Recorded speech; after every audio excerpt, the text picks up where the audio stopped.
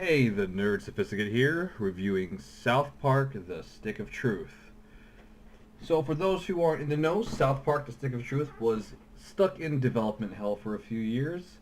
It was actually being developed by Obsidian with really close supervision from Trey Parker and Matt Stone. The game has been delayed numerous times. It was actually supposed to come out last year. Actually a year ago. Then it got delayed until now, March of 2014. So let's see what this game is all about. So South Park: The Stick of Truth starts out with the age-old character creation screen. You can create your own little South Park character guy, like we see on the screen right now. You know what? I think I want the Jersey Shore tan guy. And another selection feature here is hair. You can choose the particular hair of your character. Now, remember that you're not stuck with this hair. You will be able to change your hairstyle later on in the game, which is pretty cool. And it's pretty standard among, you know, RPGs these days. So let's go for the anime hair. And you can pick out your starting outfit. You're probably not going to keep the same one because you will be upgrading your armor later on. As you notice, the graphics look pretty spot on compared to the TV show. Even the little textures of the shirt and the hair look like the textures from the TV show. We'll actually delve into that a little further once you get the game running. And you can even customize, you know, little bits on your character's face. Later on in the game you can totally change these, but this is what you gotta work with right now. I'm gonna go with the pizza face. Glasses. I don't really like I like looking at my character's ugly ass face, so let's look at that too. So the graphics from South Park: The Stick of Truth are probably one of the bigger sticking points that you'll notice straight off the bat. It looks amazing. I'm not talking like next generation amazing. I'm talking it looks like the damn cartoon amazing. Now right now, I mean, I'm pretty sure this is like full motion video or, you know. Well, I think that's everything. We did it, hun. Let's skip this shit. And there. This is what the game looks like being played. Look at the textures on the carpeting and even the background, like boxes, walls, a door here, even a little globe. It looks just like the cartoon. They have that like cardboard feel to it, and it looks pretty damn awesome. I gotta give the graphics a 10 out of 10. I mean, we're not talking like CryEngine 3 graphics here, but for what it is and for what the system specs require, it's pretty damn amazing. So the game flows like your normal RPG. You collect shit, you level up, you know, the standard stuff. But where the game really shines is all of the little touches, the little like true South Park touches within the game. I really didn't expect that much, but as we'll see later, I mean, they're all over the place. The Stick of Truth really keeps some of the charm, or shall I say, lack of charm that the show has. And you'll see what I mean right here when I take a dump. And a little dumping minigame follows. And this is totally what you would expect from South Park. The ability to take a shit and take that shit and put it in your inventory, which is amazing. And as you can see again, the little touches and the graphical nods are awesome. You can go in here and turn on the shower and, you know, you can have little douchebag guy here take his own little post-break shower. It's pretty neat. So real quick, the story of South Park: The Stick of Truth is you are the new kid. You're not Stan, Kyle, Cartman, Kenny, even Butters. You're actually your own new character who moves into South Park and gets thrust right into the action. It's actually really hilarious because you'll find out right away that you have this whole RPG, modern gaming FPS style I don't know what the hell to call it. But basically your character doesn't talk. So it's You shall die by my warhammer, Drower. very similar to banish thee to the Skyrim, forest you know, realm. with you That and way I the banish you Queen. first. Not saying a You damn can't hold thing. out much longer. It's a Help, really cool somebody! mod. I can't hold out much longer. Oh, let's Help! say Butter's here. Hey, no fair. That's cheating. I'm gonna tell my mom. So as you can see, Thanks, kid. it looks I just didn't like the realize he cartoon. had a health potion. And My I'm name pretty is sure this Butters is the in-game Merciful. engine. I'm a paladin. I live right next Because, door to you. We should be you know, friends. every scene looks just like that, and it looks amazing. Now that we're friends, you should speak Also, with the you can Wizard notice King. that He's the been talking sound about your is arrival. Great. The wizard They lives use this way, all in the normal greenhouse, voice over acting. there. By voice acting, I mean Trey Parker and Matt Stone. Hey, where are you from? Spot on. It sounds just like the cartoon. Where'd you live before moving here? One of the things you'll notice right away too is that this is uncensored, You like Colorado? at least in America. So Why are you wearing your hair they like hold that? nothing back. So I'm gonna sound a little bit biased by saying this, but this is one of the funnest games I've ever played in a really long time. And I will come out and say it, I'm an avid South Park fan. I own a bunch of the seasons on Blu-ray, and I've seen every single damn episode at least twice. That being said, in its own right, it stands on its own. It's pretty damn excellent. The game's fun, the dialogue is hilarious. The quests are very South Park-esque. It's exactly what you would expect of a game about this hilarious TV show.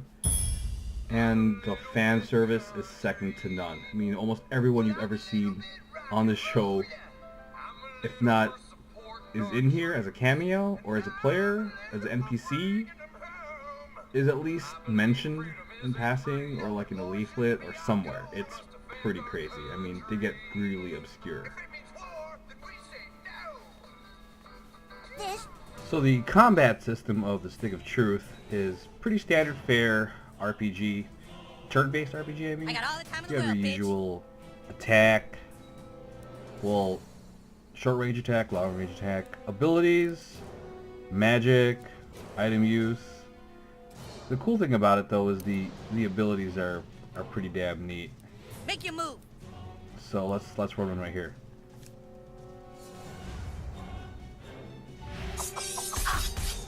Oh shit.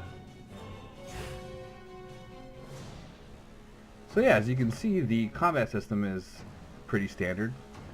You only have Stalling won't save one other party member or follower, but you can switch at any time who the other follower is, Make and your you get move. quite a few, I believe. And the abilities of the followers are pretty hilarious, and they're I got really all the time in true the world, to bitch. the TV show. Such as this one from Butters. My favorite, Professor K. Let's see how you like dealing with me.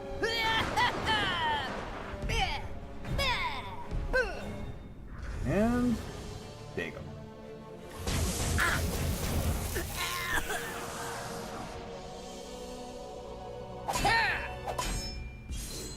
So, it's your typical turn-based RPG battle system.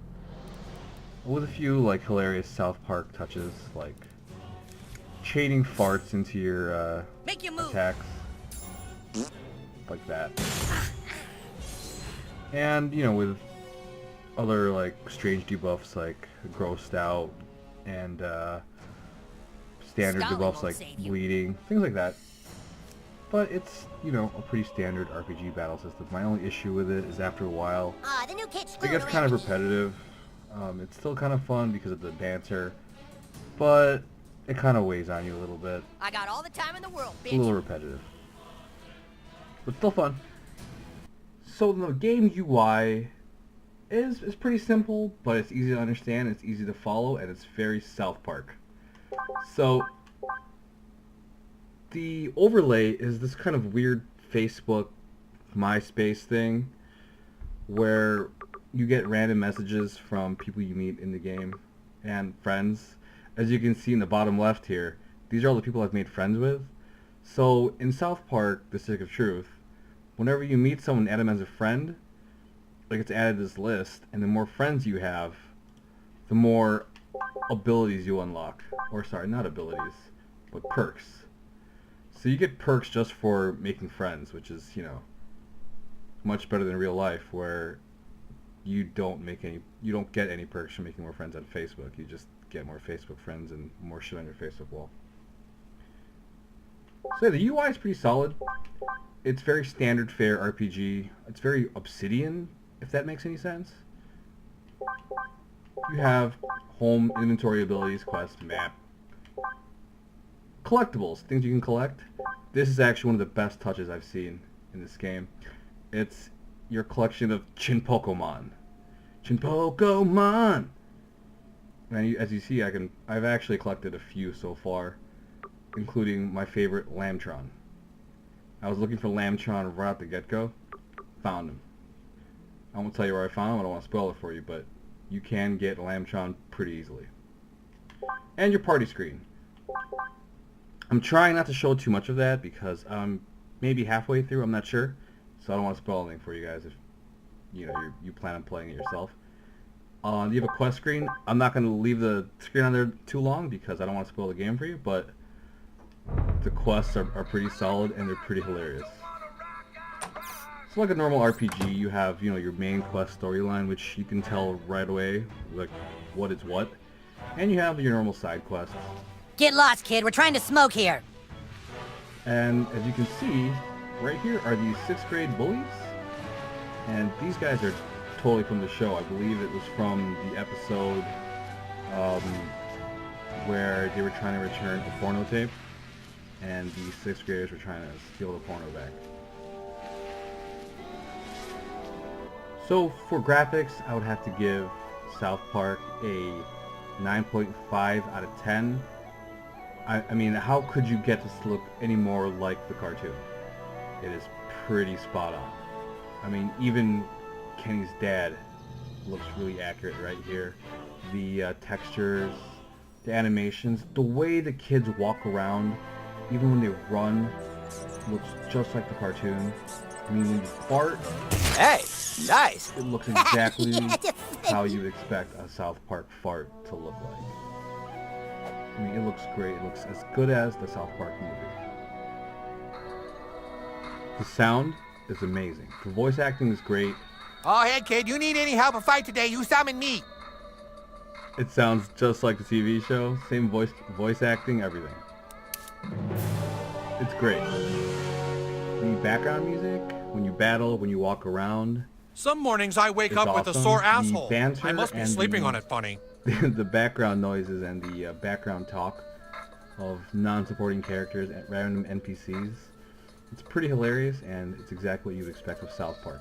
I give the sound a 10 out of 10. So there's no multiplayer in this game. What I can rate, though, is the replay value. Out of a scale of 10, I would give this a 5. I mean, you'd have to really, squeeze all the side missions out of this game. And I guess try to play it again with a different character build. But, I mean, you can't really squeeze that much more out of it after you play through it once and finish all the side quests.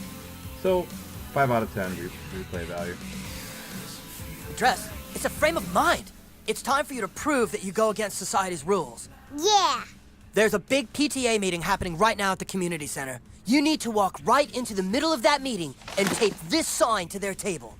Yeah, that will prove your individuality. Go on, beat it. And don't come back until you have a picture of that sign taped to the PTA table.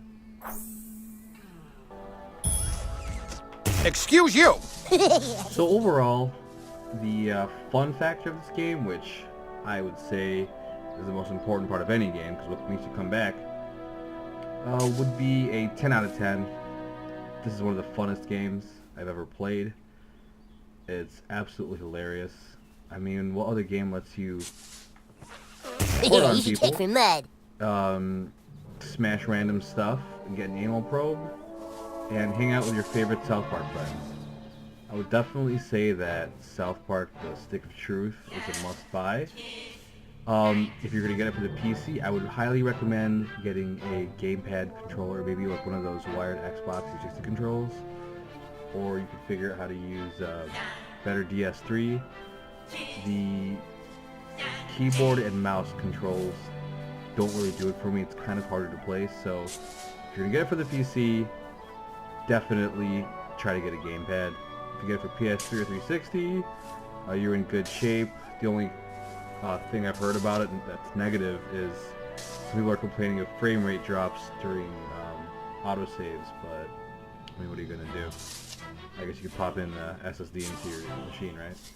Anyways, this is the NerdSophisticate playing and reviewing. Some mornings I City wake up Truth. with a sore asshole. I Go must pick be it up. sleeping on it, I buddy. highly recommend it.